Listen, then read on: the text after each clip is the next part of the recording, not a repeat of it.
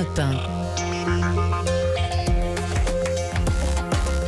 L'heure des experts sur Europe 1. Alors là, vraiment du lourd ce matin pour nos éditorialistes. Nicolas Bouzou, dans un instant, va nous parler de la dette publique française.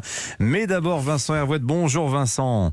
Bonjour Dimitri, bonjour à tous. Le Conseil européen a donné hier soir son accord à la candidature de l'Ukraine et de la Moldavie. Alors, il y a comme un air de déjà-vu tout de même dans cette séquence. Oui, ce sentiment d'urgence, vous savez, l'idée que l'Union européenne serait indigne d'elle-même en refusant ce qui frappe à sa porte, que la nécessité est morale et qu'elle ne se discute pas. Ça rappelle les élargissements d'il y a 20 ans, quand l'Union a accueilli les pays d'Europe de l'Est et d'Europe centrale libérés du joug soviétique. Elle avait mis 50 ans à passer de 6 à 15 et soudain, elle en intégrait 12 de plus.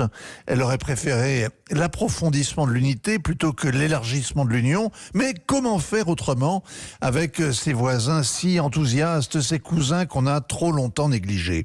Alors de même aujourd'hui, difficile de rejeter l'appel des Ukrainiens qui ont fait acte de candidature dès que les blindés russes ont franchi la frontière. L'Europe se veut généreuse, spontanée, surtout quand les Américains poussent à la roue. Il y a 20 ans, la famille européenne s'est agrandie et il a fallu changer, reconstruire même la maison de famille du sol au plafond.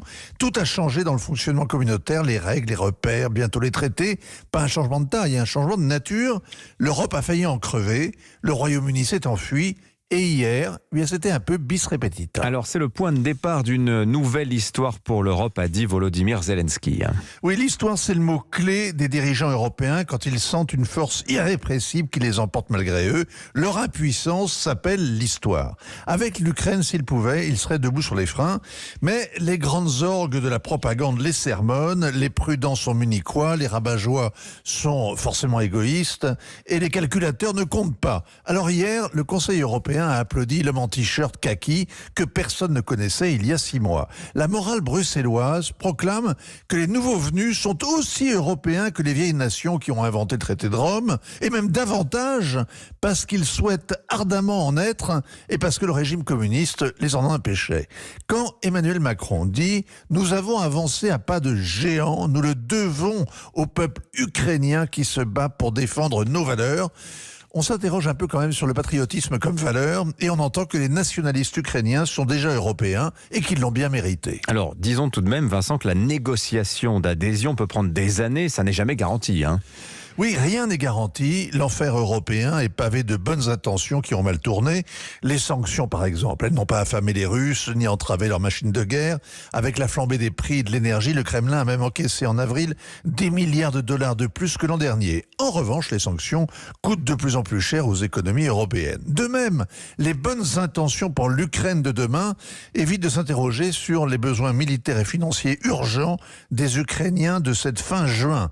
La Commission contemple l'horizon, elle ne regarde jamais l'avenir. Elle appelle à soutenir la reconstruction de l'Ukraine alors que les Russes continuent leur travail de destruction. L'Europe se trouve parfaite quand elle porte un t-shirt kaki, qu'elle défie la Russie et fait ce que l'Amérique attend. L'enfer européen était déjà hanté par un fantôme, le fantôme britannique. Il aura désormais un fantôme ukrainien qui risque de traîner longtemps ses chaînes, c'est-à-dire le Donbass et la Crimée occupée. Signature très affûtée ce matin de Vincent Hervouet. Merci beaucoup Vincent, à lundi, bon week-end.